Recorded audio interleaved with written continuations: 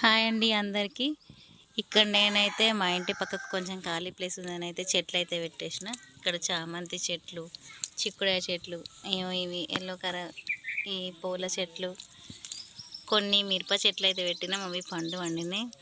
అయితే ఇందులో నేను రీసెంట్గానైతే ఇది మల్లె చెట్టు పెట్టేసిన నర్సరీలోకి వెళ్ళి తీసుకొచ్చి.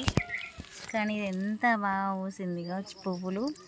ఇది మొగ్గ చిన్న ఉంటుంది కానీ చిన్ననే ఉంటుంది. ఫ్లవర్స్ ఇన్ని అంతరాలు పూస్తాయి. ఇది మల్లె చెట్టే కానీ ఇన్ని అంతరాలు పూస్తుంది పువ్వులు.